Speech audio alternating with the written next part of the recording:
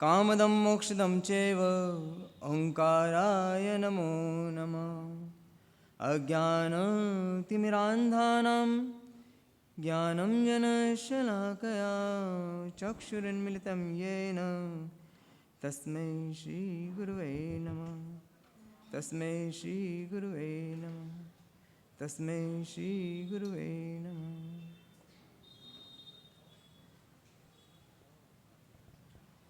दो तिथियां होती हैं, एक व्यवहारिक और एक निश्चय। व्यवहारिक तिथि किसे कहते हैं कि आज आषाढ़ पूनम है, आषाढ़ी पूनम है, गुरु पूर्णिमा है। आषाढ़ी पूनम ये कौन बताता है, किसे पता चली हमको आषाढ़ी पूनम है? पंचांग ने बताया हमको, ज्योतिषों ने बताया हमको। एक निश्चय तिथि होती है। हमें जब तिथियों की जानकारी चाहिए तो हमें पंचांग लेना पड़ता है, ज्योतिष के पास जाना पड़ता है। निश्चय तिथि अगर चाहिए तो उसके लिए दृष्टिकोण चाहिए, हमको कुछ अलग ढंग से देखना पड़ता है, कुछ आर्टिस्टिक व्यू होता है हमारा। वो क्या चीज़ होती है? जब आप सोचें कि आज मान लो आषाढ़ पूनम को गुरु पूर्णिमा रखी, कितना अच्छा होता है कार्तिक पूनम को रखी जाती। कारण क्या है? आषाढ़ पूनम जो होती है वो बादलों से घिरी रहती है, चंद्रमा बराबर दिखाई नहीं देता। लेकिन अगर ऐसा होता है कार्तिक पूनम को रखी जाती तो बिल्कुल चंद्रमा साफ दिखाई देता। लेकिन इसमें कुछ राज है, ये आर्टिस्टिक कुछ देखने का तरीका, दृष्टिकोण हो सकता है किसी का। जो चांद है ना, उसके आसपास खूब घने बादल हैं, काले काले बादल। ये काले बादल किसको इंडिकेट करते हैं? ये काले बादल अंधकार को, ये शिष्यों को इंडिकेट करते हैं कि जो चांद है वो किसके साथ शोभता है? अपने शिष्यों के साथ शोभता है, अपने काले बादलों के साथ। जब चांद है वो बता रहा है कि चांद जो है वो गुरु है, और जो आसपास जो काले काले बादल हैं वो अज्ञान से भरे हुए, तृष्णा से, वासना से, इच्छाओं से, कषाय से भरे हुए, वो कौन है? वो शिष्य है। अभी आप देखें, इमेजिनेशन कर सकते हैं चाहे तो, गोरे गोरे मार साहब, काले काले बादल।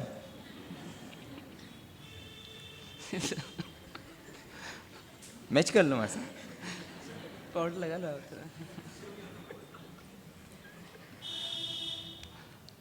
तो ये जो कालापन है ना, ये अंधकार का प्रतीक है। और एक और बात है, सूरज ले सकते थे लेकिन चांद ही क्यों लिया?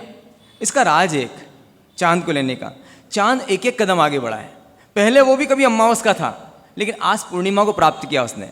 इसलिए मालूम है शिष्य वो भी कभी था, कभी वो भी चांद बनने के लिए उसको एक एक कदम आगे बढ़ना पड़ा। एकम, दूज, तीज, चौथ, पांचम, छठ, ऐसे आगे आया।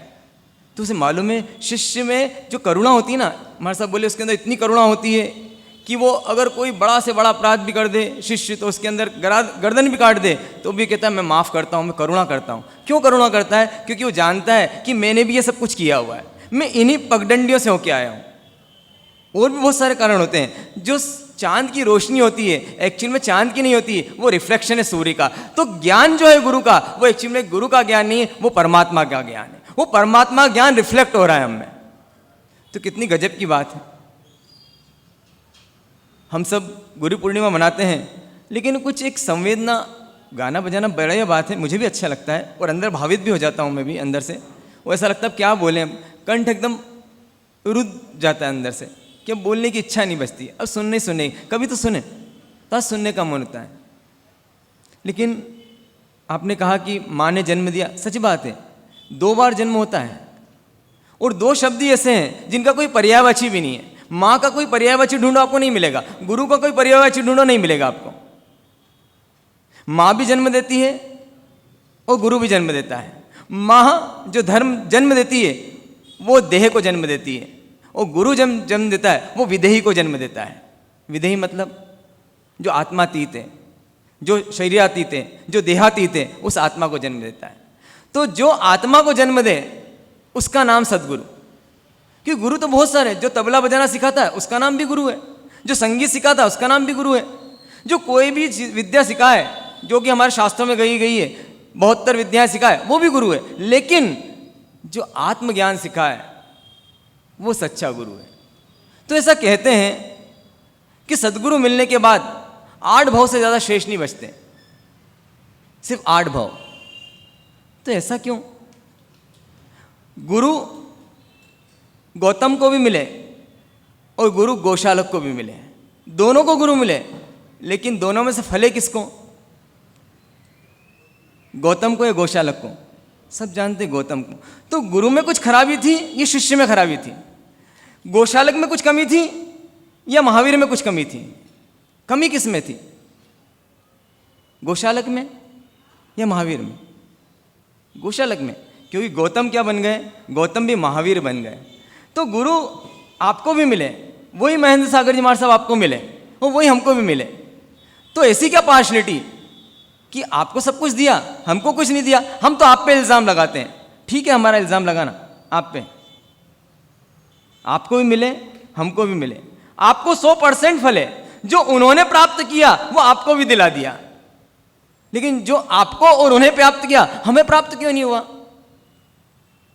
महाराज साहब कहेंगे नालायक लायक बन जा। क्या कहेंगे?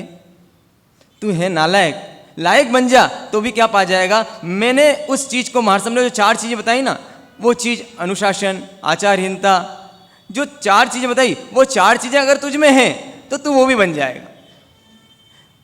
बड़े महाराज साहब से कभी कहता हूँ मैं कि महाराज साहब, जो छोटे महाराज साहब है ना, बहुत प्यार से सबको एकदम बिल्कुल सम्मान दे के, मतलब बहुत प्यार से टैकल करते हैं। वो बड़े महाराज साहब कभी कभी मतलब फटकार देते हैं कभी कभी। तो एक बहुत अच्छी बात बोली थी महाराज साहब ने, जो गुरु है और शिष्य वो कैसा है? वो बोलते थे कि गुरु जो है वो धोबी है। गुरु धोबी शीस कपड़ा, गुरु धोबी शीस कपड़ा, साबुन सर्जनहार, सूरत शिला पे धोइए निकले ज्योति अपार। क्या बोलते हो? धोबी कौन है? गुरु महाराज। वो कहाँ पे धोते हैं? वो शिष्य को कैसी धुलाई करते हैं, और जितना धोते हैं उस पर पटक पटक के शिला पे उतनी कितनी निकलती है? ज्योति निकलती। तो ज्योति जो दिख रही है गुरु महाराज की, इन्होंने समर्पित कर दिया। कपड़ा समर्पित कर देता है, धो, जितना धोना है धो, मैं आवाज नहीं करूंगा। हम चाहते हैं गुरु मौन रहे। मौन गुरु मतलब मोक्ष बंद। गुरु का मौन, गुरु का मुंह बंद मतलब मोक्ष का दरवाजा बंद, और गुरु का मुंह खुला मतलब मोक्ष का दरवाजा खुला। या तो पुनः पुनः निगोद या फिर गुरु की गोद, या तो पुनः पुनः मरण या फिर गुरु की शरण। अब हमें सोचना है, हमें मतलब मैं बोलूँगा आपको, मैं सोच रहा हूँ आईना है सामने, सामने आईना देखकर बोल रहा हूँ, वास्तव में अपने आप को ही बोल रहा हूँ। आपको क्या बोलूँगा मैं?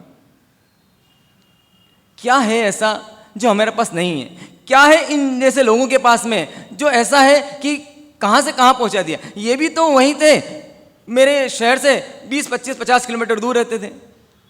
और मैं भी तो शिष्य बनाऊँ ना भाई, सिर्फ नाम का कि काम का? फले कि नहीं फले?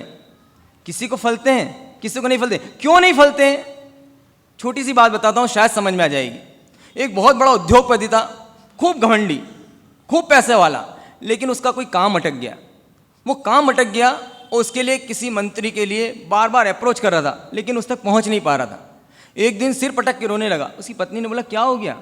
अरे बस मत पूछो, मैंने अपने पैर से कुल्हाड़ी मार दी। बोले हुआ क्या आखिर? बोले जिस उद्योग मंत्री से मिलने के लिए मैं बार बार मिलने की कोशिश कर रहा था, वो प्लेन में मेरे साथ में बैठा था। बोले क्या बात करते हो? जिसको मिलने के लिए इतने सालों से आप आतुर हो कि आपका बड़ा काम फैक्ट्री खुलवा दे, वो आपके पास में बैठा था? बोले हाँ, मेरे पास में बैठा था। फिर तो काम हो गया होगा। बोले वही तो बात है, जैसा मेरा स्वभाव है, तुच्छ स्वभाव, निकृष्ट स्वभाव, अमीन स्वभाव, उसका मैंने परिचय दिया और उससे इतनी ओछड़ाई करी मैंने कि अब तो मिल भी जाएगा तो मेरा काम होगा कि नहीं होगा? क्यों नहीं होगा काम? साथ में तो था, पास में तो था, लेकिन पहचाना नहीं। तो जो उद्योगपति अगर मान लो उस उद्योग मंत्री को पहचान लेता तो उसका काम होता कि नहीं होता? पास में बैठा था, बिल्कुल नजदीक, जैसा मैं नजदीक नजदीक बैठा हूं, लेकिन क्या कमी रहेगी इसके अंदर? क्योंकि अपने स्वभाव का परिचय दे दिया उसने। जो अहंकार था उस अहंकार को साथ में रखा, उस अहंकार को छोड़ के विनीत भाव से अगर उसकी सहजता सरलता उसके स्वभाव में ही होती, वो सहजता सरलता होती तो सहजता सरलता से उससे ही मिलता और उसकी दोस्ती हो जाती, दोस्ती हो जाती तो उसका काम हो जाता। हम में सहजता से, सहज रूप से अहंकार भरा हुआ है, सहज रूप से मान भरा हुआ है, सहज रूप से मैं कुछ हूं और आप क्या जानते हो? आपसे ज्यादा मैं जानता हूं, मैं बताता हूं आपको कैसे किया जाता है, ये काम ऐसे होता है। वहां से शुरुआत होती है और शुरुआत होते होते बस ये तो क्या है पीछे, मैं कौन हूं आगे। खत्म कैसे? अनंत गुण हैं गुरु में, लेकिन अपन 2-4 गुण की चर्चा करते हैं। जी यू आर यू गुरु है ना। जी क्या बोलता है? Great guide. गुरु क्या है? गाइड तो हैं। गाइड तो बहुत सारे मिल जाते हैं। आज हम रास्ते पे जाएं, बहुत से लोग हमसे एक पूछो 1000 मिलते हैं। किसी चीज़ का एक प्रश्न पूछो किसी से, वो हमको राय देने वाले इतने मिलते हैं, क्योंकि इस हिंदुस्तान में 3 लोगों की कमी नहीं है, हुकुमचंद, रायचंद और फोकटचंद। खूब सारे हैं। हर कोई राय देता है, लेकिन राय देना और गाइड करना कितने अंतर इसमें। वो ग्रेट गाइड किसने बोला? क्योंकि किसी और चीज़ को गाइड करता है वो। एक छोटी सी बात बताऊं, ग्रेट गाइड कैसे है। एक व्यक्ति दुकान पर एड लगाया उसने कि यहाँ पर याददाश्त की दवाई दी जाती है, और एक व्यक्ति को लगा मैं तो बहुत भुलक्कड़ हूँ। उस एड्रेस पे गया वो, भाई साहब मुझे वो जो आप दवाई बेचते हैं याददाश्त की, मुझे चाहिए। उन्होंने बोले अभी देता हूँ सर, इतनी बढ़िया दवा है, उसको खाते से ही आपकी सब प्रॉब्लम सॉल्व हो जाएगी। और बहुत सारी बातें तारीफ़ की उनने, और गया अंदर। थोड़ी देर बाद वापस आया, सर वो कल मिलेगी आपको। बोले मैं वापस बार बार नहीं आ सकता हूँ, आप मुझे आज ही दे दो, मैं और रुकता हूँ। बोले नहीं रुकेंगे तो कोई बात नहीं, मैंने सब दूर ढूंढ लिया, लेकिन मुझे याद नहीं आ रहा कहाँ रखी मैंने वो। क्या बेच रहा है वो? सब पूरी दुनिया सदगुरु से भरी पड़ी हुई है। हर कोई अपने आगे टैग लगाता है, सदगुरु सदगुरु सदगुरु। सदगुरु मतलब क्या? जिसने खुद नहीं पाया है वो किसी को क्या देगा? जिसने कुछ आत्मा का अनुभव नहीं किया है वो दूसरों को आत्मा अनुभव कैसे कराएगा? कैसे मार्गदर्शन करेगा? जिसने कभी किचन में नहीं गया कोई, और वो कैसे बताएगा खाना कैसे बनाने वाला है, कैसे बनाया जाता है? तो गुरु है ना, एक ग्रेट गाइड क्यों होता है? जिसके पास है, जो ज्ञान चाहते हो आप वो उसके पास है। तबला बजाना है, ये भैया लोग जो बजा रहे ना, इनके भी कोई गुरु होंगे जिन्होंने सिखाया इनको। किसने सिखाया? जिसको बजाना आता था। नहीं बजाना आना वाला सिखा सकता है क्या? तो अगर आत्मज्ञान चाहिए तो उसके लिए सदगुरु की जरूरत पड़ती है। सदगुरु का मतलब ही होता है, सबके आगे हम सदगुरु लगा देते हैं, अच्छी बात है, लगाना भी चाहिए, लेकिन सदगुरु कौन? सत मतलब आत्मा, जो आत्मा का दर्शन करवा दे, जो मार्ग दे दे छोटी छोटी बातों से। गुरु शिष्य जा रहे हैं और शिष्य देखता है ऊपर छत, कौन सा देखता है? ऊपर के नीचे देखना चाहिए शिष्य को, एरिया वाई का पालन नीचे करना चाहिए, लेकिन देखता ऊपर है। पतंगे चल रही है आपस में, और एक पतंग कट गई तो उसके मुंह से अनायास निकला हमारे गुणवर्धन सिंह मार साहब जैसे, कटी। उन्होंने बोला क्या? कटी। उन्होंने बोला क्या? गुरु ने बोला, एकदम शर्मा गए, मुझे नीचे देखना चाहिए। बोले पतंग, सूरत में पतंग बहुत उड़ाई जाती है ना, पतंग कटी। उन्होंने अब देखो इससे कैसा तत्व दे दिया उन्होंने इतनी सी बात से। बोले पतंग कटी कि डोर कटी? क्या पूछा उन्होंने? पतंग कटी कि डोर कटी? एक सेकंड के लिए शिष्य ने सोचा, बात तो सही है, डोर कटी। बोले बराबर बात है, डोर कटी। फिर गुरु महाराज ने पीछे मुड़ा, नहीं पतंग कटी। गजब हो गया, पहले तो मैंने बोला था पतंग कटी, अब बोलते हैं डोर कटी, फिर बोलते हैं पतंग कटी। शून्य हो गया। जब भी शिष्यत्व का जन्म वहीं होता है जब शून्य हो जाता है। अगर यहाँ पे विचार चले मतलब शिष्यत्व की मृत्यु, और विचार बंद मतलब शिष्यत्व जाग गया, उसका शिष्यत्व जाग गया, शून्य हो गया। अब उसे कोई सूझ नहीं रहा क्या सच क्या गलत। गुरु महाराज से बोला, किस अपेक्षा से गुरुभुगन? बोले देखो, जो पतंग है और जो उड़ाने वाला है और जो डोर है, धागा है, वो जो धागा है ना, वो धागा कटा, वो जो धागा था ना उस पतंग को संभाले हुए था। उस पतंग, वो जो पतंग थी वो आभारी थी उस धागे की, वो उसका आधार थी, उस आधार से वो आधे था। अगर वो आधार कटा तो क्या कट गई वास्तव में? तो पतंग कट गई। पतंग क्या?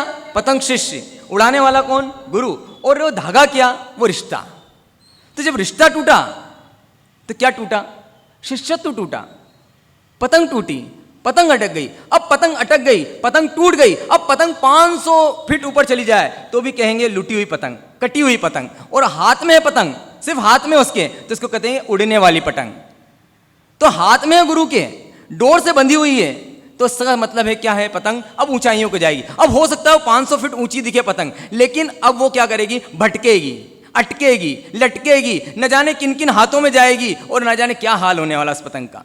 सोच सकते हैं क्या होगा उस पतंग का? जो ऊंचाइयों पे दिखती है, हो गया तपस्वी, वो बहुत बड़ा तपस्वी कहला सकता है वो शिष्य, ऊंचाई पे दिखता है। हो सकता है बहुत बड़ा प्रवचनकार हो जाए, वो सब कुछ हो जाए, दिखता है ऊंचा, लेकिन जाएगा कहाँ? वो नीचाई में जाएगा। निगोद में जाने की तैयारी कर ली, किसको तोड़कर? रिश्ते को तोड़कर। रिश्ता तोड़ा किससे? गुरु से। अब कहाँ जाने की तैयारी है? अब पुनः पुनः मरण, अब निगोद। गुरु की गोद छोड़ी तो निगोद।